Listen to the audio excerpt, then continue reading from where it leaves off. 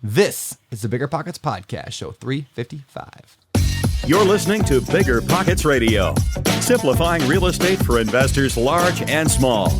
If you're here looking to learn about real estate investing without all the hype, you're in the right place. Stay tuned and be sure to join the millions of others who have benefited from BiggerPockets.com, your home for real estate investing online. What's going on, everyone? This is Brandon Turner, host of the Bigger Pockets Podcast, here with my co-host and our guest today. We have two people, Mr. David Green on the camera here, and Mr. Ryan Murdock live in the Sea Shed. What's going on, fellas? Morning, guys. Yeah. Hello. What's up, David? Not much, dude. I have been traveling all over the place. I just got back from Nashville and then Long Beach and then Philadelphia for Dave Van Horn's Investor Summit. I'm finally sleeping in my own bed. Welcome back home. Now you gotta get on a plane and come out here and hang out with Ryan and I. We could have done this in person, but you're like, no, I don't want to go to Hawaii. Nah, I don't know that I've ever said that before. All right, so today's show, the reason we're doing this is we're actually interviewing Ryan Murdock. Now, we talk about Ryan a lot on the Bigger Pockets podcast because Ryan lives here in Maui. He's part of my team. We're partners on a bunch of stuff, and we thought it would be fun to actually interview Ryan and tell the story of where that came from and all the lessons we've learned from doing him doing little deals on his own, me doing little deals, and powering together. So that's kind of the plan today. Thoroughly entrenched myself in your existence. Yes, that's great. We're like grafted together. But before we get to that, let's get to today's quick tip. David, quick tip, go. Today's quick tip is be like Ryan. On today's show, you are going to hear what a perfect example, a case study in being a good employee and being rewarded for it looks like. Ryan masters several things, including getting stuff done, humbling himself, taking action, approaching Brandon the right way, helping make Brandon a bunch of money and himself money in the process. If you are frustrated that you are not getting where you want to go, look at what Ryan did, do what Ryan did, and you should get what Ryan has. Wow, very good. Look at that. Be like Ryan. That's awesome. I'm going to get some t-shirts made. Good. All right. So by the way, guys, you may hear the noise right now. We've got like landscapers working around my property right now as we're recording today. So don't mind them if we actually bring them up later and there's a point to why the landscapers are here. No, we didn't do that on purpose, but it brought up a good conversation point. So if you hear the noise, forgive us. This is a live show right now. Without further ado, let's get to our interview with Mr. Ryan Murdock. All right, Ryan Murdock, welcome back to the Bigger Pockets podcast. Morning, this sir. is cool. Yeah, it is truly a pleasure to be here. Yeah, thanks for having me back. Yeah, anytime, man. All right, well, today this is gonna be kind of a different episode, obviously, because we've got you and me here in the studio in the Sea Shed. Sea Shed. I have to be very careful how I say that. The Sea Shed by the seashore, and David here is on the screen in front of us, which is kind of cool. His head's a little smaller than normal. That's okay. That's because my shoulders are getting bigger. It just looks that way. There we go. All right. So this is going to be a little bit different show. So David is going to be more of interviewing a little bit more of us in that, well, we'll still be interviewing together, but we'll make it happen. We're going to wing it. We'll see. We will see how much mic time I actually take from Brandon. I know. I usually take quite a bit of it. So in fact, I'm going to let you, David, start the line of questioning. Well, that's amazing. Hopefully I get to keep going after that. So we've got a power couple on here today, Brandon Turner and Ryan Murdock, two very good friends of mine who are currently crushing it in real estate. And I would like to start by asking how you two lovebirds met. Podcast, right? Yeah, the podcast originally, 3 or 4 years ago, I had applied to be on the Bigger Pockets podcast, got accepted, did that show. It was fantastic. Tried to reach out to Brandon afterwards, but he completely ignored me, as most superstars do. But I didn't give up there. It was, 3 or 4 months after that. Maybe you should have started the email with, will you be my mentor? I think that's what I did. Yeah, I figured that was like for sure. Like, what can I do for you to help you? No, I think you were. Yeah, but no, it was like 3 or 4 months after that. Darren Sager was hosting a meetup in New York like he does. And being fresh off the 4-hour work week and having some other changes in my life, like I just felt that it was right to randomly book a flight to New York on a Wednesday afternoon to go fanboy over Brandon at this meetup, which I did. So you were there. I met you briefly. I think we spoke for 30 seconds. I said something awkward and weird and then just disappeared to the back of the room like I typically do. I think that's Brandon's love language. Yeah, I was awkward and you were just mobbed for the rest of it. But it was a great meetup. You gave your presentation, and one of the things that you spoke about, which is something that you had been talking about on the podcast a lot, was your search for a mobile home park. Yeah. You had a 1031 deal going on. You had just sold your first property. The clock was ticking. You had to find another property and you wanted a mobile home park and you kept saying 50 lots, public water, public sewer. Like, and standing in that room, it was a great presentation, but to myself, I'm thinking, okay, no, we've heard, I've heard the mobile home park thing 1,000 times. I know he's looking, like, didn't register that I would actually play any part of that at all. So I flew home, and like the next week we had a local meetup in Bangor, Maine, where I was living at the time. And one of the guys there mentioned offhand that he had a mobile home park that he was looking to sell. And the words clicked. He said, it's 50 lots, public water, public sewer. And I'm like, so I'm thinking to myself, like, there's no way that Brandon Turner is going to want to buy a mobile home park in Bangor, Maine. But like, I can't pass up that opportunity. But how would you describe Bangor, Maine? Like, probably about like Grace Harbor, Washington, like just small podunk, blue collar, like not a whole lot going on, usually 10 or 15 years behind like the rest of the country on trends and other things. I mean, it's a great little community. It's a great place to invest in real estate, but it's a small and cold area. I think we get, I don't know, it's 7 months out of the year is just cold and miserable. The summers and fall are beautiful, but the rest of it's just cold and awful. So, so this guy at the meetup who had the mobile home park, I said, Ed, his name's Ed. I said, send me the numbers to that park. I got to at least see if I can pursue this a little bit. So he did. I looked at the numbers, and I remember sitting in my computer for an extended period of time with the email typed to Brandon with like, hey, this is probably not something you're interested in, but I just at least wanted to send it to you. And it wasn't really that I expected that he would be interested in this park. It was more like I just wanted to stay engaged with Brandon Turner, like just stay in communication with him. And it was a way for me just to send something other than, hey buddy, how you doing? Like I had a thing that I could send him. So I sent the email, and it was, I don't know, a half hour later, whatever, you sent me a text. I'm pulling up the email right now. Yeah, you sent me a text, and it was something effective like, hey dude, thanks for sending me that. I'm about to get on a flight. I'll analyze it on the plane. And right there, I'm like, yeah, victory. Like he responded, like, I maybe added some value, even if it doesn't go anywhere, but here it was. So that, like, to me was a win. It got better, like 6 or 7 hours later, I got an email and a text message from you to something of the effect, dude, I've analyzed hundreds of mobile home parks over the past couple of years. I like this one better than any of them. Would you like to partner on it? And I almost fell out of my chair. And like, so one of my initial thoughts was, I was like, there's no way I'm going to buy a property 3,000 miles away from me in a market I don't know. But my initial reaction was, oh my God, I've oversold this thing. He doesn't know, like Bangor, Maine, he doesn't know. This is a C-class park. Like it was a pretty depressed park. It was a serious value add project. So I think my next email to you was like screenshots of the Google Street View and said, make sure you note the overturned shopping carts and the exposed belly fat. Like this is a rough park. Like, you're right. I found the emails here. Yeah. The park is rough, which equals management intensive, but the numbers may work. Yeah. That's funny. So, long story, a little less long. You agreed to come out to my house and hang out for a couple days. We were going to do due diligence on this park. It was like, I don't know, 400 degrees below zero. It was just absolutely cold, miserable. We went out there. We marched through, I don't know, a dozen vacant, blown out, burned out mobile homes. Did our due diligence. We did a meetup that night, which was pretty cool. Like the local meetup. Did we meet Ed that night? Can't remember if he was there. I think he was out of town. Yeah, I think he was out of town. Yeah, we didn't meet him then. But by the way, so you invited me to your house. Yeah. Right? Oh no, you didn't. You invited me to a hotel. Yeah, no, this is great. Yeah, because you said you were going to come out, and I'm thinking, okay, Brandon doesn't know me at all. Like he's not going to want to stay at my house, but I'll at least offer it up. So I emailed you. I said, look, you're welcome to stay at my house. I've got an extra bedroom, but you probably don't want to do that. It's 2 nights. Like here's the hotels I recommend. And you responded back like, oh yeah, no problem. I'll stay at your house. And I'm like, holy crap. Like, well, I remember at the time thinking like, if I'm going to go into business with a person, I've got to be able to spend the night at his house. Like that was my actual line of thought. That was a bold move because you had no idea. Well, like he could murder me, and then I shouldn't go in business with him. Yeah, that was my thinking. So the funny part about that was the spare bedroom that I had. Like one of my side hustles forever when I was doing real estate was doing eBay. So I was dragging home like junk from yard sales and like old Jeeps and parting them out. And my spare bedroom was my inventory warehouse. So I had like industrial shelving and just the walls are trash and the trim was beat up and the room was just beat to death after 5 years of inventory storage. And Brandon, I think you were coming like, I don't know, like 5 or 6 days later. So it was like my own little episode of HG like home makeover where I took all the crap out of that room, repainted the whole thing, fixed the trim, repaired the blinds. I didn't have any furniture. I went out, I had to buy a bedroom set, like a bed, a nightstand, a lamp, a rug, like all that stuff. And right before I picked you up at the airport, I even had like a painting that I bought at Lowe's. And I hung that on the wall. Like, hey, we're up and around. Like this whole thing to like get ready for Brandon Turner. So you came, you had no idea that the room hadn't been like that for years, pulled it off, conned you into partnering with me on that park. And I was like, that's a normal guy. Yeah. So we closed, I don't know, a month or so later. And off to the races.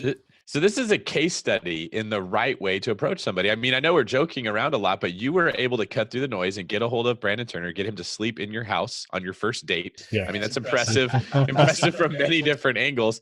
Eventually, like, get him married to you in business. So I'm fascinated. I think there's a lot of people that can pull out of Ryan's story to be completely genuine.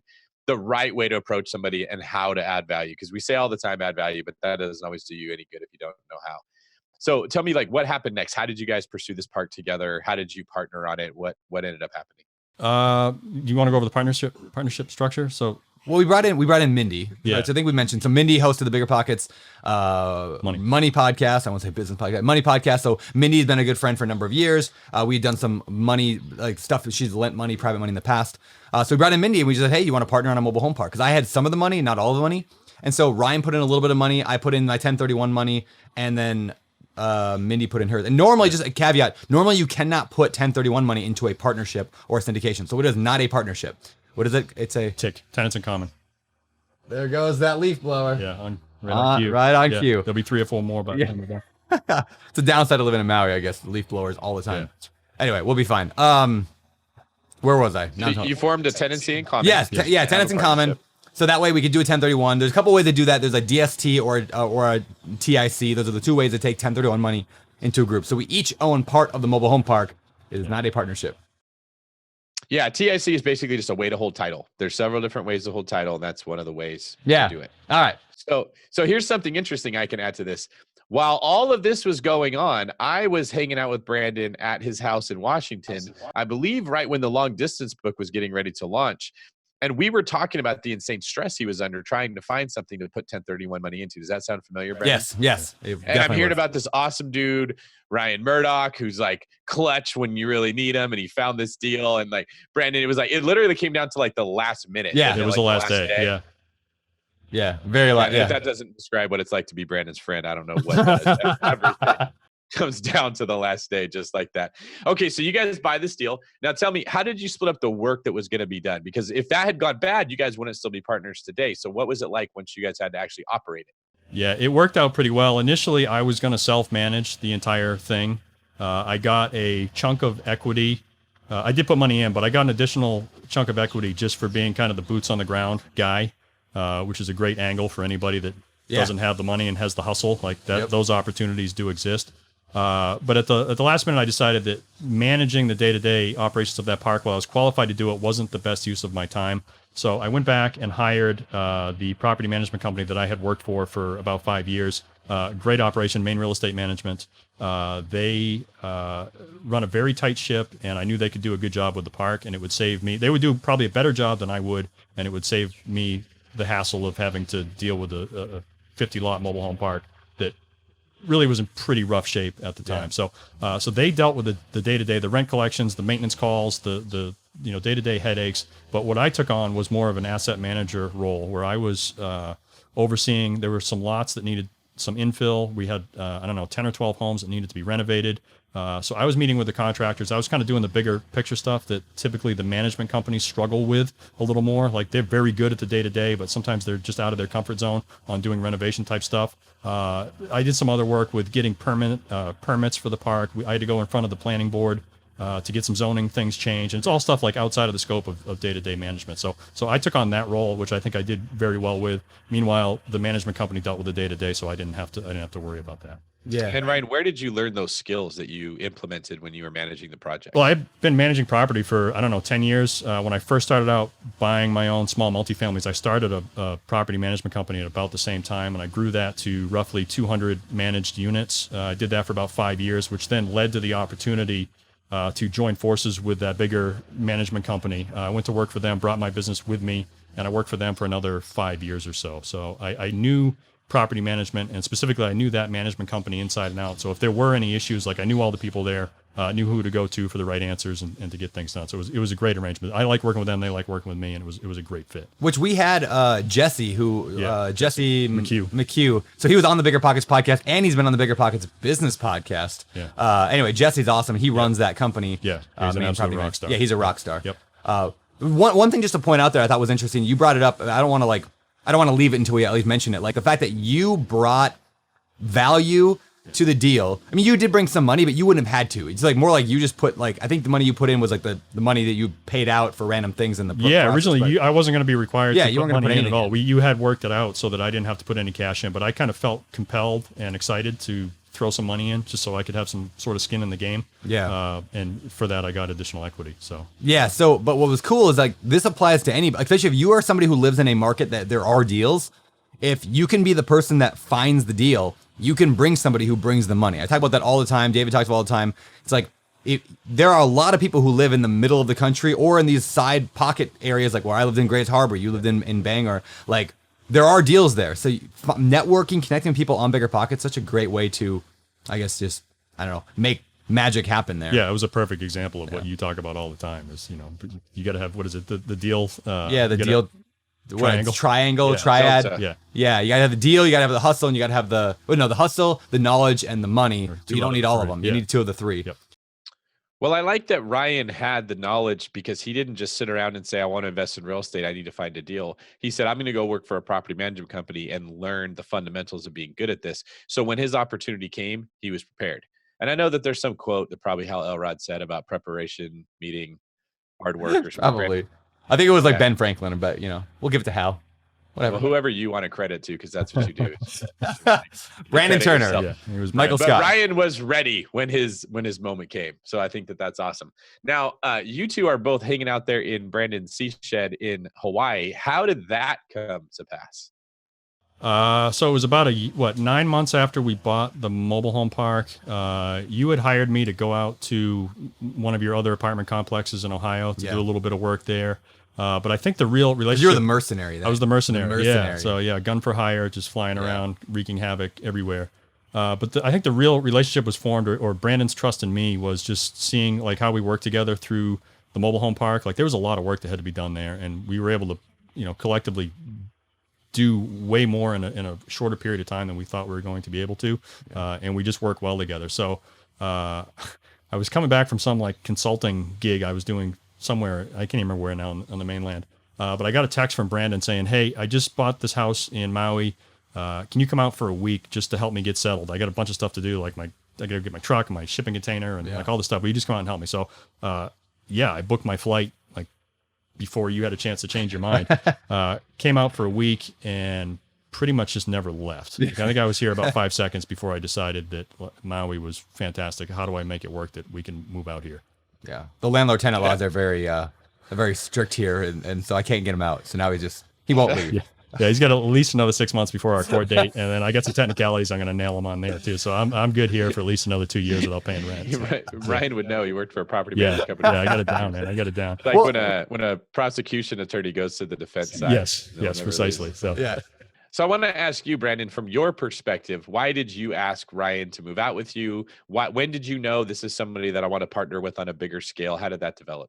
Yeah, so this actually goes into a lesson I think is actually really important for everybody who are thinking about bringing in partners or employees or just anybody in your business that you're going to be working with. Like Ryan and I built it slowly, right? Like it's like what I think people oftentimes make the mistake of is like, oh, hey, you and me are like the same person. We should partner together. And like that, we naturally like people who are like us. Ryan and I are exactly opposites. Like when we go disc profile, like we have exactly the opposite disc profile. Exactly. Like, and so I think that's one of the reasons that we tend to work really well together. So like we're opposites on the disc profile, right? We're opposites. So first of all, the thing I was going to mention is like the fact that at first, like I went and hung out with you for a little while. Then we did a deal together, a specific deal. And it worked out well. Then I hired you to help me with another one of my properties. That worked out well. Then I asked you to come out just for like a week to come to Hawaii. I just traded him a plane ticket in exchange for helping me. And so like at every step, we're feeling each other out. Like, do we like working together and how does that work? So that's kind of how I like approached it. And every time I needed something done, Ryan was just really good at getting things done. And so like, that's what we called him the mercenary. Like it just worked. And so that's how we kind of moved from there to let's do a little bit more. And that led us to where we are today, buying, like crazy. So does that answer that question? Okay. No, not really. Not at all. I wanted to know, how did you know? Like, what feeling did you have when you were like, this is the guy? I want him to move here and start a business with him. Yeah. I can tell you the moment that I thought it was. Yeah. Like, when did you know you were in love? That's what I'm getting at here. sunset on the beach, Yeah, very magical. Exactly. It was a couple of things, but no, one particular thing I had a shipping container from Washington State with all my crap loaded in it, had been dropped off at the port here in Maui, and I had no way of getting it from there to my house. And like the next day, it was parked in front of my house being unloaded. And it was just like, it was just done. And I was just thinking like, how cool is that just to have that done, which was a fairly complicated thing, which actually goes to my point I make a lot now is nothing's hard. It's just like steps that you haven't defined yet. And so it wasn't like it was hard. I didn't know the steps to figure it out. So Ryan figured, and I remember thinking that day, like, this would be amazing to have more of this in my life. Plus, it's not like Ryan's like, so when I bought this property, I live out here in Hawaii, it has what we call an ohana. So there's an extra house on the property. It's like there's the main house, then there's actually a downstairs, which we use for family and friends and maybe someday Airbnb. And then there's the back house, which is completely separate. I don't know, probably 50 feet off of the back of my house. It's almost like a separate little lot. And in fact, in Hawaii, I could separate it someday, and they call it CPRing it. But anyway, so I was like, well, I think you were the one that asked. You're like, what would it look like? Yeah, that was one of my tasks. Was to you tasked me with finding a tenant while I was here, and I did. Yeah, exactly. So he's like, well, what if I just moved in back there? And I was like, yeah, because at the time you were looking for an assistant, you had some other tasks that needed to be done. I was certainly looking for a change of physical location because I had had enough in Maine, and I was at a point with my own portfolio and my business there that I could start to look for something. Like my wife and I were actively looking for, places in the southern U.S. and warmer climates, somewhere to escape in the winter. Yeah. So I just took those things and said, look, you've got a need for an assistant and for some help. I got a desire to get the heck out of a cold climate and into a warm one. Certainly partnering with you and being exposed to, your world and the BiggerPockets world and the guests. And like David Green, you were out here that first night I showed up that first week. So like just being immersed like in that like super surreal world was like, I think I set the plate for you, bro. I think that it was me telling Brandon, like, you need an assistant, man. Like it's all we talked about for like a week is how great it is when you have an assistant. And what I'm noticing that hasn't been mentioned here, Ryan, is that, and I've noticed this about you too. You are the guy that gets stuff done. GSD. Like if you weren't the mercenary, that's what we would call you. You are so good at that. When something needs to get done, Ryan steps in and he does it. He doesn't make excuses. He doesn't say, I don't know how. It's this amazing feeling you get when you're like, hey, can you help me? He just does it, and he does it quickly. And if that's something that somebody learns how to do, you become incredibly valuable no matter what you do. And most of the time we get in our own way. The stuff that stops us from getting stuff done is not our own intelligence. It's not our resources. It's our own emotions that are like, I don't want to feel stupid. I don't want to make a mistake, that type of stuff. And Ryan just doesn't care. He will just get in there and do it. And Brandon recognized from what I'm hearing that I need a little bit more of that in my life. And so, he invites you to live with them in Maui. Now you guys have an awesome business going together. So I kind of want to get into that. Can you guys share what Ryan's current role is within the business that you are building? Sure. Let me. So I'll take that for a second. What's funny is, originally, like I was like, I don't know what you're gonna do, but let's just call it like executive assistant, even though you're not an executive assistant. I was like, I don't know what better name to give for everything. Yeah, we had to get really creative with a job that like you could justify and that I could do. So I was executive assistant. I was a landscaper. I was the pool boy. I was like the driver. Like whatever. Whatever needed to be done. Yeah. Because like we're just like, how do we keep Ryan out here and make it justified to be able to do that? What's funny is he's moved like completely from executive assistant to something very different. Like today, your title is VP of Acquisitions. Like you're basically running pretty much the entire side of the business that involves finding mobile home parks and other properties, getting it through closing, dealing with all that stuff. So he's running all of that. And then from there, Brian Murray, who wrote the book on his book called Crushing It in Commercial Real Estate, he's been on the show a couple times. Brian is our asset manager. Brian runs everything from that point on. And so it's kind of the two halves is Ryan running pre-purchase, Brian running everything after, and we got Mike and Walker in there as well right now. Ironically, I brought in another, because now I lost Ryan as my executive assistant. I brought in Mike. That lasted a week before Mike was promoted. And now Mike is basically investor relations. Like that's what he does, and he's amazing at it. Yeah. And so he's running all investor relations. So it's just interesting how like you I don't know how that works. Like, and it's great. Again, every step you're trying little things and giving people more and more based on what they're doing, which is why like, I mean, David, I know this is something that you harp on all the time, is like this idea of like doing good in your job. Why like so many people are like, it's just my job. Like, it's just my day job. I don't need to do good at this. Like, I'm just going to do the bare minimum. I'm going to get by. I'm just a waiter, whatever. I don't need to, I don't need to do extra work. I'm just a waiter. So I'm going to do the bare minimum not to get fired. But Ryan's like, how do I do the best job possible? And then going from living in Bangor, Maine to running a multi-million-dollar, the fastest growing mobile home park business in the country. I don't know if that's true, but it's got to be probably. I think it is. Yeah. Yeah, 0 to 1,300 units under contract in 3 months, whatever it is. Yeah. Crazy. Yeah, like very fast. Yeah, very fast. How do we get there? Because at every step he just excelled. So good job. Thanks. Yeah. No. Ryan, do you have advice you can share on how you were able to excel? It's funny because I remember like in the first couple of weeks I was bored, like looking for things to do to stay valuable, and I was out raking leaves in the yard. And David, it was your voice in my head that says, like, if I've got to be a landscaper, I'm going to be the best landscaper I can be. Like, just keep doing it and keep pushing. That's and fun. I mean, that was, if you look at what I had done in my business prior to that, like out raking leaves in the yard was presumably a step back, but I knew it was worth the sacrifice to move forward light years ahead of where I would have gone otherwise without that opportunity. So yeah, just be the absolute best that you can be at whatever task is at hand. One thing I've noticed about you, Ryan, is that even if you're the one raking leaves while Brandon and I are like drinking tea or something, not like watching you as the hired hand, there's never a feeling like we're better. Ryan, than you, right? you missed a spot over there. Throwing stuff at me and ridiculing me from. Could you keep it down? Could you tell the hired help to be a little more? Yeah. That's never the case. Like when we hang out, it's like we're all three buddies and we're the same. And I just noticed that there's a lot of people that would object to that and say, I'm not going to go rake leaves. I was an executive at whatever. And I know that Ryan didn't have that pride. He was very humble about it. And I don't think there was ever a point where I ever felt like Ryan's any different than me. He just has a different role than what I'm playing. And in a different world, I could be the guy who ends up raking those leaves. I mean, life changes very, very quickly. And I think that's something else that we should commend you for, that people should hear, is having the humility to do what needs to be done, not taking the place of honor, not getting all the attention, which you're now getting because you did do that. But you just executed that perfectly. Like they could probably make a movie about the ascension of The Ryan mercenary. Yeah.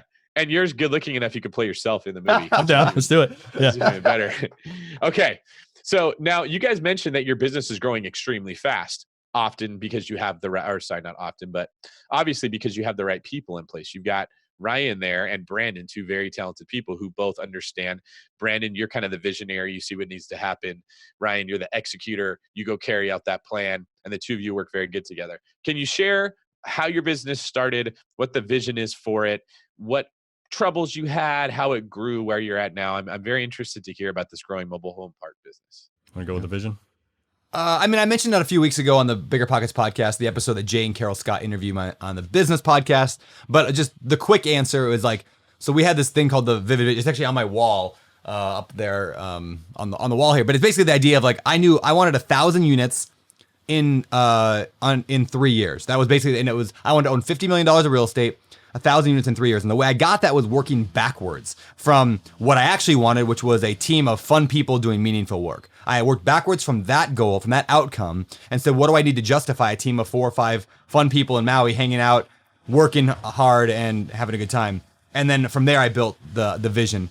And then, obviously 1,000 units in 3 years, we're going to need a bigger goal because like I said, we're under there. 1,300 units under contract. No, we haven't closed on them all. We may not close on them all. As of the date this comes out, we should have just closed on the 168 unit. We've got 260 coming up here in a few weeks, probably to close. Yeah. And then another. Yeah, it'll be 1,300 total if everything closes within the next 3 months from now. Yeah, so it's been a pretty meteoric rise. Yeah, and Ryan really is running almost everything. I mean, because we're in acquisition, so everything from he's managing the team of deal analysis guys we brought in. And including, we actually just brought in a gentleman named Walker. What's the last name? Meadows. Walker Meadows. Of course, Walker Meadows. So we just brought in Walker Meadows to be kind of our lead, everything finance, underwriting related. He's awesome. So Ryan runs all of that now. Yeah, and that's kind of the fun thing about bootstrapping a business is it's fun and challenging at the same time, is trying to figure out when and how to pull the trigger on help. Yeah. I mean, you take it back to the landscaping thing. That was one of the first things that got removed from my plate, right? As soon as I got busy enough to rake leaves, I couldn't rake leaves anymore. It wasn't the highest and best use of my time. Mercifully, we were able to hire a landscaper and get that off my plate. So which is why right now there's landscapers working all around it. You're going to hear the buzzing in the background. Yeah, but so you follow that through the natural progression of building a business, where at first it was just kind of me and you, and we're looking for deals. We're underwriting all the deals. We would sit in the shed for hours and underwrite deals. But it got to the point where, okay, we need help doing that because it's keeping us from doing other things. So we brought in a team of underwriters, and we brought in a team of acquisitions people. And like even watching their roles evolve, because when you start out and you bootstrap, you only have one or two people. Every additional person you bring in is a just dynamic change to like the roles and responsibilities, where unlike if you have a company with 200 people and you hire one or two more, they don't have that big of an impact. But when you start out with one or two people, and every time you add, that second, third, fourth person, like you've got to pretty much reevaluate everybody's roles and responsibilities, because you're delegating a lot of this stuff out. Yeah. And it's absolutely key that you have the right people to do what it is that you need them to do. So from a skill set level, which I was always more like, we got to hire for skill. Brandon was always more of a, we got to hire for personality. And I'm definitely leaning your way now, because we've had people that were skilled that just weren't a good fit. And I'm now seeing that like personality plays way more into it than I thought, because the people on our team now, I absolutely love working with them. They do a great job. They exceed expectations every time. And like every time we've added one of those team members, it was like, it's like pulling the drain out of a sink. You just like all the stress and like the million things that I would have to do or that you would have to do. It's like, that's just gone, because now you're delegating to other people. Yeah. Brandon, I heard you one time quote Mark Cuban, and you actually gave him credit for it, which I will give you credit for doing.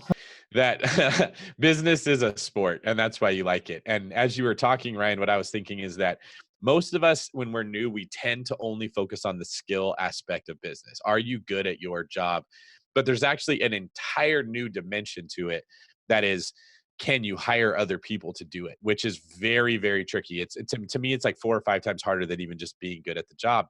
And it's very similar to an athlete who's mastered one part of their sport, but if they can't do something else, then there's a weakness and they can't win. The defense can stop them. And that's what it made me think about. And the other thing I thought about is how with a new business, like what you guys are describing, the growth is a lot like the process of mitosis in a cell. You have one person that does everything. Then you bring in a Ryan, and now that splits into 2 people that do everything. And then Ryan's job becomes overwhelming, and he splits into 2 more as you leverage off landscaping and other things. And as long as every split is a good hire, you can continue to grow, and you can even grow rapidly. But one bad hire stops everything, because then you got to stop, get rid of that person, fix all the mistakes that they made, put a new person in there, let them get up to speed. I mean, when you're in the process of trying to grow a business, all you think about is, why do people suck? Why can't people just not suck? Because it's so much easier if they wouldn't. And like, that's why I'm commending you, Ryan, because you were the guy that didn't suck, and look how quickly things shot off for you. Can you share some of the struggles that you guys have had as far as your scaling? Because you don't really sound like you're stressed or overwhelmed. I would imagine with the pace that you're growing at, there's got to be a lot of worry. Yeah, if we had done this podcast maybe 6 or 8 weeks ago, it would have been a very different me, I think, sitting in this chair. But we've been able to, to bring out some quality help and get some systems in place that we were lacking. And I think part of that is just not knowing what we wanted. I mean, our initial focus on the mobile home parks, our net was way too wide. Yeah, we just didn't know. Like we weren't sure what to expect and what we could find for deals. But what we found quickly is that we were just overrun because we were casting too wide of a net. So we had to continue to refine those criteria to the point where it was just much easier to make an automatic yes or no, this is a deal we want to pursue or not. Where before there was just way too much ambiguity. Like, do you want to get some specifics? Like what we were originally looking for? Anything. No, we were looking, because we really didn't know how hard it was going to be to find deals. So we're looking at everything. So like some of the things that we have now that used to be kind of negotiable and maybe we'll pursue this park, maybe we won't, are now like a hard yes and a hard no. Initially we were looking at parks with private utilities. So wells and septics. We weren't crazy about them, preferred not to have them, but we were still underwriting those and going through. We've gotten to the point now where if there's private utilities we don't even want to take a look at, it's an automatic no. Yeah. Do we perhaps pass up some good deals? Yeah, maybe we're going to miss one or two, but like the amount of time that it took analyzing and underwriting bad deals, it was just wasn't worth it anymore. We had to cut those things loose. So stuff like private utilities are an automatic no. We're looking at specific population criteria in the MSA. So we want 100 and something thousand people within 10 miles. Minimum percentage of park owned homes. We want some vacant lots, but no more than like 30% because that causes complications with financing and infill. So we've really tightened our criteria from like just we'll look at anything to now there's like 5 or 6 hard stops on something that we'll just cast aside. And that's so hard to not. It's so hard to like reject a deal that might be good. Like we're looking at these deals, I'm like, it's only got 48 units, but man, the numbers look so like just. What I learned is like the opportunity cost of even looking at those deals is not worth Yeah. the fact that we probably would get a deal occasionally. So it's better to have the really strict criteria and know exactly what we want. Because we've talked about this on other shows too. Like now that like every major broker in the country on mobile home parks, like we want them all to know, oh yeah, that's an open door capital deal because it's got 125 units. It's in this MSA. Okay. It's got this vacancy. That's perfect for open door capital. And so they're going to shove it to us because we're just known as that type. And we were like, oh, we'll take anything. And then we're rejecting it like all over the place. All over the place. Yeah. Well, let's look at like the foreshadowing of how you two even met. It was because Brandon was very specific about what he wants. 50 units, public water, public sewer, whatever it was, right? And that is what stuck in Ryan's mind. And I think that there's a lesson to be learned from that is that FOMO, the fear of missing out, that if I turn away a deal and I don't look at it, I could miss the deal of the century. It's almost like having a lack of faith. And it will always come back to bite you. You have to have the faith that I know what I'm looking for. There's plenty to go around. I need a smaller filter and the right one will come to me. Yeah. All right. So can you guys break down who's in charge of what as far as your company right now? What are the different roles people are playing? Brandon's role is to come up with all kinds of ideas. My role is to pretty much say no to all of them. Yes. That's it in a broad sense. So that's it. It's like BiggerPockets, by the way, all over again. It's like I come up with the ideas, and Josh is like, no. Yeah, no. I come up with the idea, Josh says no. Which, by the way, is I spoke on this at the BiggerPockets conference, the BPCon 2019 that we were at. I mentioned like the skill of saying no is such a valuable skill because most people say yes on default.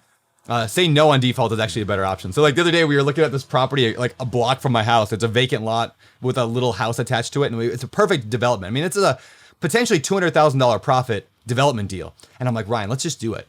And his answer was no. Like, no, we're not. No. I'm like, but look, there would be no work at all. We just bring in a general contractor. They'd handle the whole thing. He's just like, no. Yeah. See, that's the other key. So it's a very strange dynamic because Brandon, you just heard him say it. It'll be no work at all. Yeah. Where Brandon said, oh, no work at all. This will take 5 minutes. No big deal. Yes. And I'm in my mind thinking, this is like an 8-month full-time project for 3 guys. Yeah. So the truth is somewhere in the middle there, likely. But Brandon's like, oh, no time. This will cost like $5, 5 minutes. And I'm like, no, this is not even close to that. This is going to drag on forever. So like I said, it's a very interesting dynamic of like the balance of you firing off idea after idea after idea, some of which are actually brilliant. A lot of them are not. And I don't have any of those ideas. Like I am not good at coming up with those ideas, but I think I'm good at filtering those and putting on some sort of like realistic, can we do this or can we not? I think you guys have talked about on the show before, was it Steve Jobs or whatever? Like he would say no to everything. Like great ideas, but you just can't do everything. You gotta pick your path and like stay focused on that, or else you just scattered all over the place. Yeah, and to go into the company structure a little bit. So there's a book called Traction. I don't know, David, have you read Traction yet? Yeah. Okay, yeah. So Traction talks a lot about this idea of defining every role in your company. And this is not like just Traction. I mean, a lot of people talk about this, but define the role, not the people. Yeah. So when I made my vivid vision thing on the wall, like I actually at the bottom of it, I didn't actually print it on the thing, but like I actually defined what the company would look like. So there would be a CEO, like that would be me. That's my role as visionary. There would be an asset manager. They're in charge of managing the asset. There would be a finance person in charge of like basically a CFO kind of character. There would be an acquisitions person.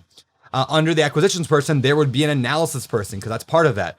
There would also be a salesperson that's in charge of like cold calling. So I had all these roles specified, and now we're just plugging people into them. Yeah. And we're changing a little bit, but I'm pretty much. Yeah, we're starting to get some real structure. So it's you obviously as the CEO, I'm beneath that, and then I oversee Walker, Meadows, and Mike, who are our underwriters and investor relations people. And then we've got Brian Murray as our asset manager. So, I mean, my goal is to keep as much off Brandon's plate at this point as possible for a variety of reasons, most of them good.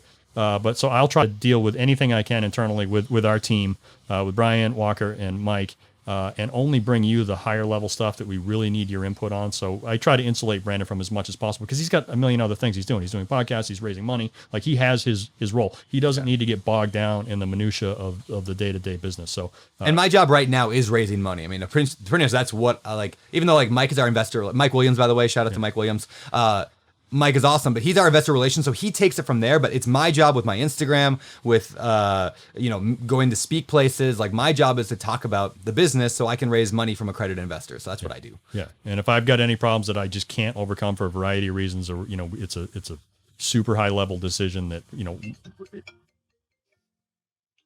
Thank you, GoDaddy, for calling me. The bat phone. Yeah, only then will I bring it to Brandon for some input, and hopefully that's a quick quick conversation. This is where we're at, yes or no, and onward we go. Ryan, I'm telling you, if you had a twin brother, if you could clone yourself, I would pay you so much money. I mean, I would never steal you from Brandon, but like just what you're describing is literally what we dream about having in our lives as someone that has that mindset. I want to take as much off the plate of the CEO as I can. And if I have to go to him, it will only be, I will have everything lined up. It will be a very quick conversation. I just need to know this or that. And then I'm going to go execute it. What we find as business owners is that most people say, tell me what to do.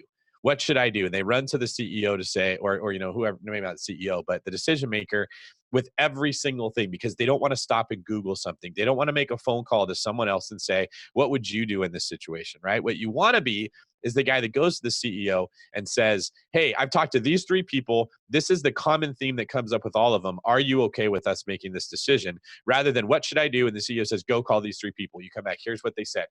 That's the problem. And if people could adopt the mindset that Ryan has, they become very wealthy very quickly, because there's just not a lot of that in the world. I mean, I'm definitely looking for my own Ryan Murdock. I'm looking all the time. I've been struggling trying to find that. But you see, when the 2 of you get together, like that magic happens, boom, you guys are doing really good. Yeah, they call that rocket. They call it rocket fuel, right? When the integrator and the visionary line together, there's a phrase. The guys who wrote Traction wrote a book called Rocket Fuel, and that's what it is. Like when Josh Dorkin and I got together at BiggerPockets, it was rocket fuel.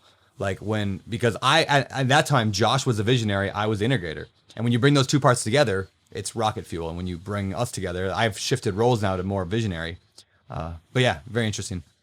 Sorry. That's absolutely. No, I think that's a great point. That's what, like, because when people are picking a partner, like you said, they usually pick somebody who's just like them, or they're doing it for emotional reasons. I'm scared. I don't want to do this on my own. You're going to give away 50% to someone you don't know why, because it's easier to just not. Nobody likes to take the jump alone. My buddy Daniel Del Real says that all the time. On that note, we should not to lead the conversation that you're leading, but we should talk about Brian Murray. Yeah, I was going to say, we need to. That's a good segue from that point.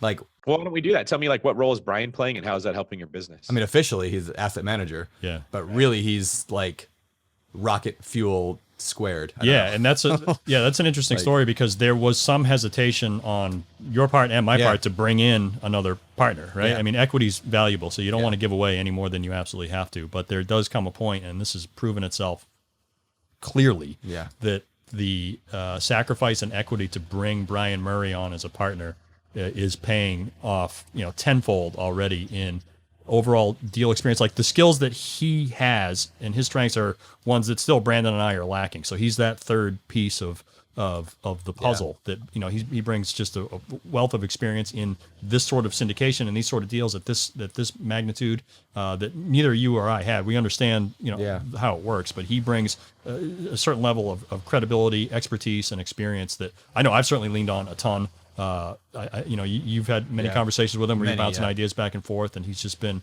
solid. And there's no way that we would be where we are right now today with the volume of parks without his input and influence. No chance. And this is that whole idea of like, you are the average of the people you associate with. Like when we got around Brian, like Brian does big deals. He owns like tens of millions of dollars in real estate. Like, I don't know, like he wrote the book on crushing it in commercial real estate, one of the biggest real estate books out there. He was on episode, by the way, those people looking, episode number 126 of the BiggerPockets podcast and episode 212. But we met him out here. Like I invited him out because I just knew he was a cool guy. We invited him out for this mastermind thing that we did last year. A lot of you guys heard about it. It was like the most incredible 4 days we've ever done. It was unbelievable. But anyway, we invited like 20 people out here. Had like a few days of just unbelievable masterminding and like fun stuff. And Brian was part of that. And David decided to go to Atlanta instead of coming to my, he wanted to be on CNN instead, whatever. So Brian comes out here and like, here's a great example. I'll tell a quick story. And I might have mentioned this in the other episode that I did with the Vivid Vision, but if not, I'll say it again here. This idea of like, or Brian asked a simple question during that time. So are you going to put a waterfall into your syndication? And I didn't know what a waterfall. I mean, I knew what it was, but I didn't. It basically never given any thought. I never given any thought because I was like, "This is hard. This is complicated. I'm not going to do it." And in a 5-minute conversation with Brian, he's like, "Well, and he kind of explained like, a waterfall is basically a way of when you split a deal with like limited partners, when you're raising money from limited partners, that it changes. The equity split changes the better the investment does. So the better the deal goes, the more money that the general partners make." And so that's why, in a 5-minute conversation with Brian, we decided to add a waterfall in. Yeah. It actually incentivizes us to do a better deal into the thing. But I would never have done that had Brian not pushed me on that. And those happen over and over and over and over. I'm pretty sure that conversation happened on surfboards too, didn't it? I think so. Yeah. We probably were on a surfboard when we talked about this. But that whole idea is just like further evidence why like you need to get around people, obviously, that are just like way higher level, even if it means like going to work for them. You know, like, I mean, I won't, Brian will probably hear this, but like if Brian like asked me to like work for him, like I probably would have been like, I'm not sure I would have done it necessarily, but like that would have been a smart move. So like if you're listening to this podcast and you're brand new to real estate, like go find somebody to work with or work for, intern for, get their dry cleaning for, doesn't matter. Get around people who are going to push you. It's like you can walk your way to the next level and try to get to the next level by yourself, or you can just get around somebody who's already there and they just pull you to that level. Like they'll pull you up there just naturally. Yeah. Yeah. The other big part of that too is just staying engaged. Like, you know, for me to get from where I was to sitting here now in Maui, I didn't do anything magnificent. Like there was no, like, it wasn't smart. It wasn't anything that anybody else couldn't do, but I stayed engaged. So like I got on that plane and I flew to New York randomly to go hang out at a real estate meetup because you were there. I sent you that email, or I went to the meetup back in Bangor to meet the guy who had the mobile home park that was for sale. I sent you that email with that park in it. So all those little pieces, like none of those are difficult or something that anybody else can do, but just staying engaged. So like keep your name out there. Don't be annoying and like send fanboy emails all the time, but like try to add value to people's lives and keep yourself in front of as many people that you think that could positively influence your life as possible. And anybody can do that. I mean, anybody, get off your couch, go to a meetup, like stay engaged on the forums, like just stay engaged. Get off the couch and go to a meetup. Yeah. Ryan Murdock. Yeah, that's it. That's a quote right there. Do it. And you gave credit to Ryan. You are coming along so well, Brendan. Those meetings that you've been going to have really Thank you. I'm progressing through life here. I'm gonna get a quote. I'll get a picture on my wall. It just says, you know, that quote, and then, you know, Ryan Murdock, Brandon Turner. All right. Well, I think that's great advice, and I think this is a good time to move along to the Deal Deep Dive. All right, so it is time for that part of the show where we will dive deep into one specific deal with our guest/guests. So, Ryan, do you have one in mind? Yeah, I think we'll keep going with that mobile home park. All right. Want to do that one? The one in Maine? The Hamden one? Yeah, so we've already talked about kind of how we found it, but I guess we can go over some of the numbers. Sure. Do you want to do this alone, David? You want me to ask the normal questions that I ask? No, I want you to. All right, we'll do it together. We're going to deep dive together. Hey, Ryan, what kind of property is this? This is a mobile home park. And how many units were when we bought it? It's zoned for 50 lots, but I think there were 46 functional lots. A lot of those were vacant or contained homes that needed to be destroyed, but 46 functional lots. Yeah, and I think there was like 42 that were like good homes, and then there were 12 vacancies? Remember that? Yeah, there were 12 vacant ones. I think there was like 30-ish. Yes. That were there. That were actually functional. Yeah, out of like 50 zoned, there were 30 that were actually rented or sold at the time. Okay. And you found this at a meetup you were at, right, Ryan? You heard someone talking about it? Yep. So that was a local meetup that an investor had put on. And this investor, this is another good tidbit for somebody, is like this investor he didn't even own any property. So he wasn't really technically an investor. He was a guy who wanted to get into investing, didn't know what to do. There wasn't a local meetup in our town. So he hosted one in his living room. Like, that's funny. Yeah, and like all of us other investors in town had kind of been like kicking around the idea of doing a meetup and, you know, should we do it? How should we do it? Like analysis paralysis on the meetup. Like, where is it? Who do we have speak? How do we put this together? Where this guy just comes out of the blue and just has a meetup in his living room. And it was a great meetup, and it's still going on. That was, a year and a half, almost 2 years ago, and it's still a monthly meetup. It's grown. It's, he doesn't have it in his living room anymore. It's at a public place. He has a speaker That's cool. come every time, but it was great. So I found the mobile home park there, and I also found a 7-unit that I ended up closing on a few months afterwards. So just in that one meetup in that guy's living room, I got 2 great deals out of it. That's cool. All right, how much was the property? I think it was 1.1 million. I think that's what it was. Thereabouts. I think he was asking originally more than that, right? 1.2. Yeah, I think it was 1.2. We settled on just under 1.1, and then during due diligence, when that day you and I walked through, we found a lot more homes that were vacant and in much worse repair than we had anticipated. Yeah. So we were able to go back and negotiate a seller credit at closing to deal with some of those vacant homes. Yeah, and it was like 100 and something I thousand. think it was wasn't 140, 160,000 credit at closing to deal with. What I think were 12 mobile homes that either needed to be destroyed or completely renovated. They were bad. Yeah. Okay, and then how did you negotiate that? Back and forth, and Brandon really kind of took the lead on coming up with the different negotiations. You used your patented 3-option plan. 3-option and offer. And I don't remember what the different things were, but they were you presented 3 options to the seller, which I know was like right out of your playbook. The tall grande venti offer. Yeah, no, That's but what not you to do, make somebody feel like they either need to take it or leave it. Here's 3 options that work for us. Which one of those 3 works for you? It gets people thinking which one versus yes or no. Yeah, because you don't always know like somebody's complete situation where like one of those may be way more advantageous to them than another one, and they're all good for us, right? I mean, we offered on all 3 of them. We made all 3 offers, so he picked one and we went with it, and it turned out being he was going to sell or finance 80% of the purchase for 20 or 25 years at a pretty attractive fixed interest rate. So we didn't have to involve a bank, which is great, especially in the mobile home park space, especially in a value add mobile home park with a lot of park owned homes. Those are typically tough to finance through a bank, so we were able to avoid that altogether. Yeah. Yeah. Shout out to Ed. Yeah. Young guy Ed. Young Ed. Sorry, Ed. Young Ed. Apparently once I said old guy, we bought a mobile home park from an older guy. I think I said older guy. Yeah. What I meant was older than me. But anyway, he gives me a hard time every time I talk to him now. Young buck. Ed. Young buck Ed. Yeah. Yeah. Cool. Oh, it's my question. How did you fund it? How did we fund this, Ryan? Well, I guess we kind of went over that already, Kinda but seller financing on 80% of it, and then the down payment and the reserves and the renovation costs were raised among a little bit from me, but mostly from you and a bigger part, Mindy. Mindy and Carl, yeah. Yeah, who were using self-directed IRA or something along those lines. Yeah, their retirement account to do it. Yep. All right. What did you guys end up doing with this park? So we renovated, I think, 8 of the homes. We trashed 3 or 4 of them, like they were just beyond repair, so we had to smash them up. And then Ryan literally went over there and Hulk smashed them with heavy equipment, stuffed them into a dumpster, and got them out of there. So that was kind of my job while I was there in Maine on site for the first year or so. But when I moved to Maui, that posed a bit of a problem that I was no longer the asset manager for that park. So we ended up hiring another guy to take that role. There's a guy I met on BiggerPockets. His name is Tristan Thomas.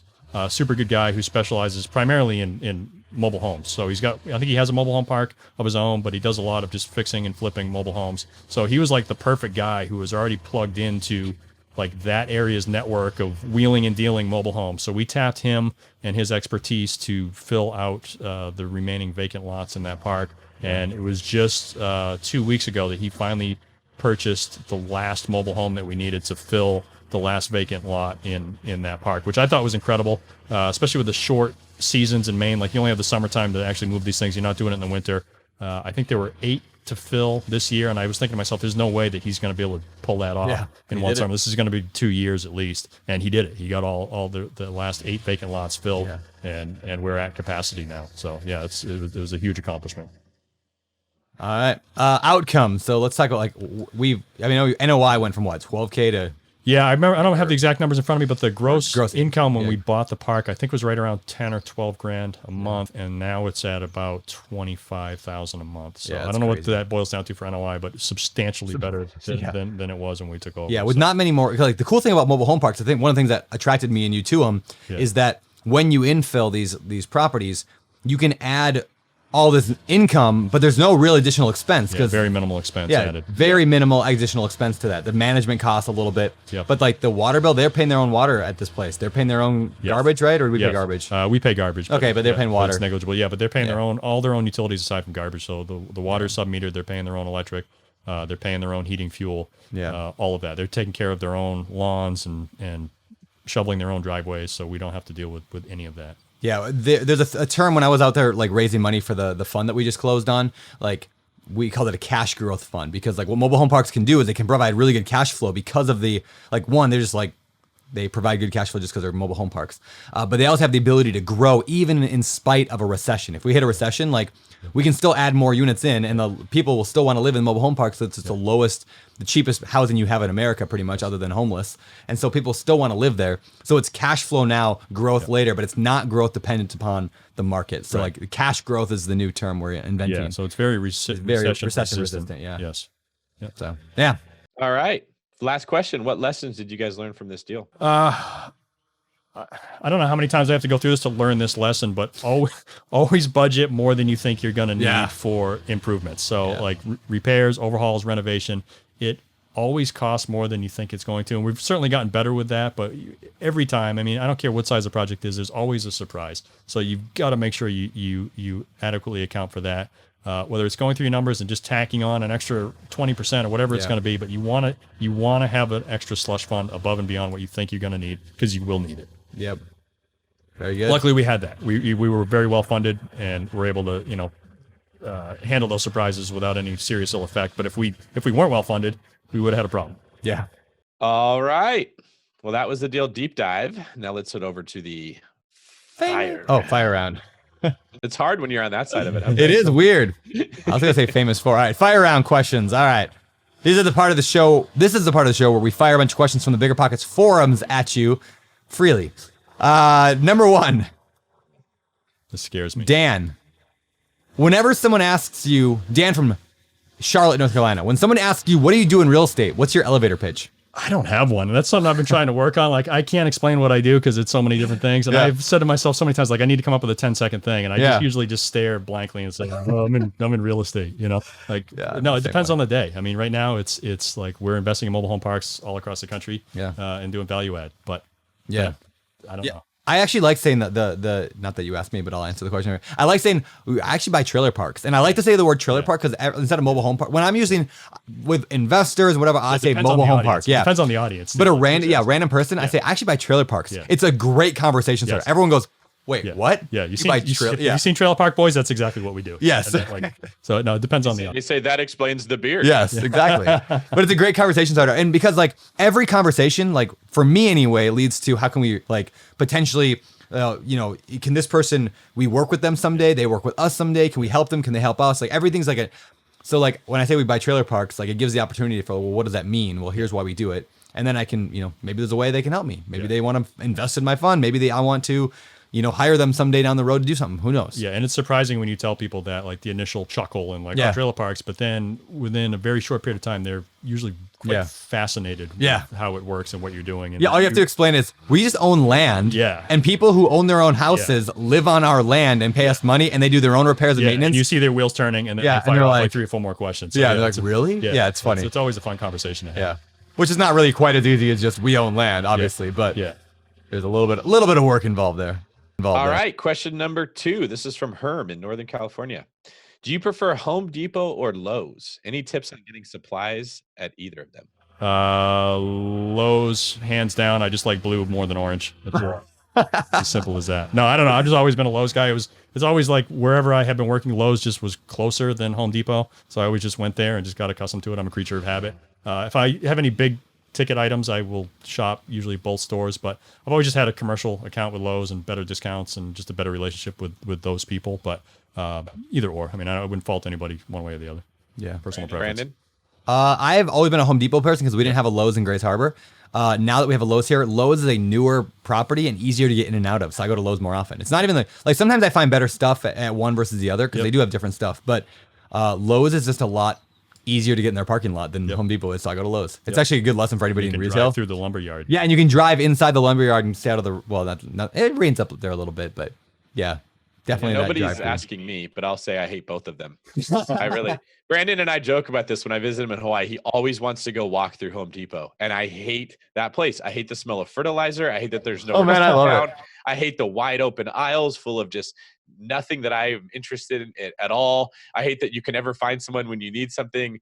I mean, there's a lot of places about those stores I don't like, but Brandon is like a kid in a candy store. I love that place. I will just walk there when I'm bored and just walk through it. Yeah, I will. You do, and it's so you're a weirdo, man. I don't get that. You never know when you might stumble on a deal, David. You never know. Yeah, those clearance things at the end caps. Yeah, let's buy all 7 of these sinks because you never know when we're going to use them. Yeah. All right, Jessica Todd asked, "Hey all, in my 4-plex, I got a tenant with 2 large flags draped over a 2nd floor balcony, both very clearly expressing his viewpoint on certain topics. I've received 2 complaints regarding one of the flags. They feel the large size makes it seem his viewpoints represent the entire building. While they don't bother me, I want all my tenants to feel comfortable in their home. I don't have anything expressly written in my lease against that, and I worry if I ask them to remove one or both, it'll be a violation of the tenant's freedom of speech. Yeah. Any recommendations? Yeah, it's time to update your lease. I always had in my leases no signage or political flags of any kind. I think we'd allow like an American flag, but no other signage because it just opens a can of worms. It has nothing to do with like, do I believe your political stance over somebody else's? It always causes problems. So it's just a good blanket statement. No signage of any sort in your apartment at all. Yeah, we have like no sheets in the windows, no like signs outside your So easy way to do it. So ride out the rest of your lease if you're in a lease with somebody, and then your next lease when you update it, make sure that's in there. There you go. Nice. Yeah, speaking of that, we should probably get your flag down from. My Bernie sign.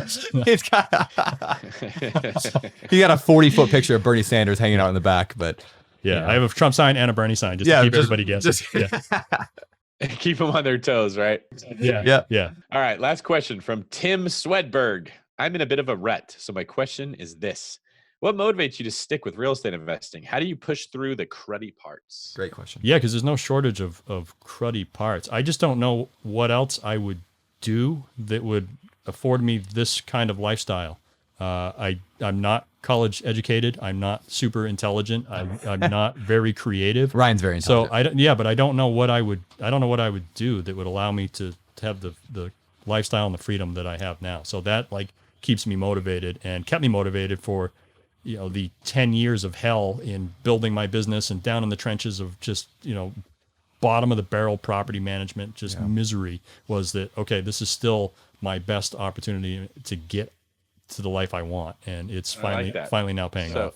So just set the bar extremely low, and then the cruddy parts don't seem so cruddy. Welcome to my life, David. No, that's probably good dating advice as well. Think about it. My friend always work there at 2 a.m. My friend always used to say, if you can't reach your goals, just lower your standards. Yeah. That was his dating exactly advice. right. Yep. Lower your standard and raise your average. I had a buddy that used to say that all the time. Drink another beer. You'll be good. Brandon, any advice from you that isn't horrible like what we're saying right now? I don't know. I mean, I think it's just you have to hear the stories of people who have got through the muck, and I think that helps a lot. So I think having people see us. I mean, like sometimes I feel like I'm showing off, like, hey, I'm in Maui here, and I got this cool, like, we surf and we, bodyboard and all that stuff. But like, I hope people look at that not as Brennan and Ryan are showing off their cool stuff, but like, this is what's possible if you can get through the muck. Motivational. Yeah, if you can get through it, this is what's possible. It's not that we don't work; it's just that we also like haven't been able to do the lifestyle that we want now because of the real estate. So it's worth it. Stick through it, people. Yeah, absolutely. Ryan, I mean, anything you want to add to that, David? That's a good question. I would say that's why I'm a systems guy, because every time something goes wrong, I go in and I change the system so that either it won't go wrong the next time, or we prepare for that to happen. So we try to cut it off before it comes. And that's why I'm so encouraged, because every time you get that, this sucks, you then go back and say, where could I have prepared for this to prevent it from happening? Tweak your system. You don't have to worry about it anymore. And then the next time you go through it, you're not as worried about it. That's why David's so smart. That's why he's hosting this thing today. Exactly. He gets it. Yeah, but it doesn't matter how smart you are if you don't have that rocket fuel. You know what I'm saying? Well, somebody come be the rocket fuel to David. All right, moving on to the next segment of the show. It's time for our famous four. The part of the show where we ask every guest every week the same 4 questions. We asked you this last time. We're going to fire them at you again. Favorite real estate related book, Ryan?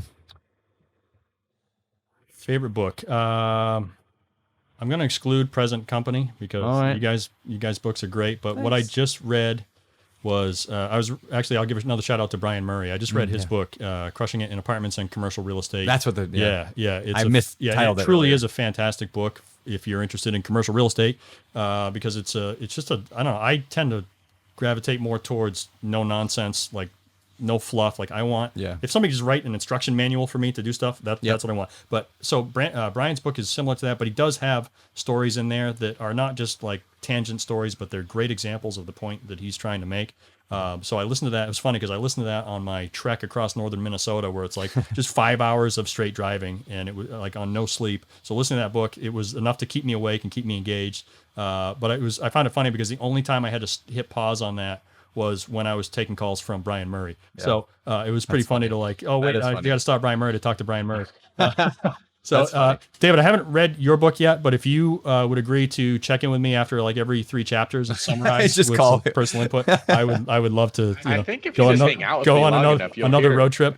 But Brian's book is fantastic. I recommend it to everybody. Yeah, that's cool. Yeah. Can you explain real quick why you were driving through Minnesota on a like that whole story is kind of cool. Yeah, it was a whirlwind. So that was after I left BPCon. That was kind of a last minute deviation in my flight home, which was originally going to be with you, but we decided to ship me up north to go on a couple of scouting trips for 2 mobile home parks that we were going to. They were in the midst of making an offer on. And for a couple of reasons, we decided it was good for somebody on the team to go there. Number one, so that we could lay eyes on it and make sure, because you never really know. Like you can read the OM, and you can do Google Street View, and you can do all that stuff. But until you actually set foot and walk the park, you don't know for sure, like the real feel of it and if you're going to like it. So it was important for us, and it's also important, I think, for the seller to see that somebody from our team had actually set foot on the property. I mean, I remember back in doing property management, I wouldn't even rent an apartment to a prospective tenant sight unseen because you never know for good or bad. Like they have certain expectations and that they see from the pictures that they think about in their mind, but when they show up, it's not what they want. Like that doesn't help anybody because then they're trying to get out of it. You've already committed to them and turned other people away. So it's the same thing with looking at properties, and on a bigger scale, these mobile home parks we're looking at even more critical that we have a good handle on what we're offering on, and that the seller knows that we've got a good handle on what we're offering on. I think it makes the offer more competitive when we submit it. Yeah, just going that extra mile when you're going to make an offer for somebody, like whether it's a huge commercial deal, you're trying to buy your first duplex, like how can you add something that makes the seller go, oh, that person's legit, or that person, I like them, or they're serious about this. I'm not going to waste my time with someone else. Yeah, if I had 3 offers in front of me as a seller, and 2 of those people hadn't been to the property, and one of them had, and the offers were even close, or maybe he was even a little less than the other 2, I would go with the guy that's actually same here. Put his hands on it and seen it. Yeah, absolutely. Cool. Beautiful. Okay, that was a lot for your favorite real estate book. We got a ton of value out of that question. Teach you never to ask that question again. Yeah. How about your favorite business book? Business book. I think I mentioned this one last time, but 4 Hour Work Week. And I know it's a little cliche, but nothing changed my life more than reading that book at the time that I read it. It just changed my entire perspective on you don't need to be physically attached to your business at all time. If you are, then work towards, if this is one of your goals, and it was for me to like travel and see the world, work in your business so that you can get to the point where you've got systems in place where you don't need to physically be there all the time, where you can manage that thing from anywhere in the world. So that's a perfect kind of model to what we're doing here, where the business that Brandon and I are in now, we can be based out at anywhere, really, right? So why not Maui? So, 4 Hour Work Week all the way. All right. How about, I know what the hobby I want you to talk about is, and it's you rescuing everybody's lives in the Hawaiian Ocean. But is there any hobbies other than that? And then please do touch on your Baywatch ways. Yeah, I mean, I don't like to throw the term hero around loosely or anything, but I mean, you brought it up. So I mean, if that's what you're alluding to, then I guess I have no choice but to take that. No, I like to spend a lot of time at the beach. Brandon likes to surf. I take the easy way out and do bodyboarding because it requires like way less paddling and actual physical work.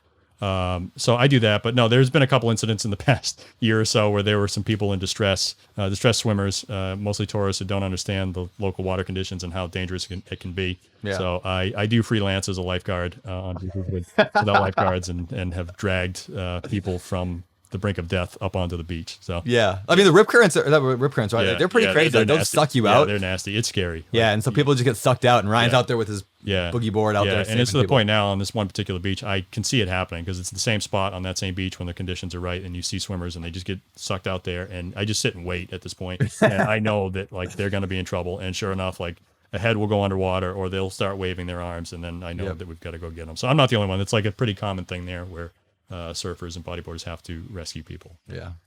Isn't it funny how it's like a small little innocuous sign that says, hey, be careful, danger, there could be a rip curl, and then you're watching people almost dying in front of you.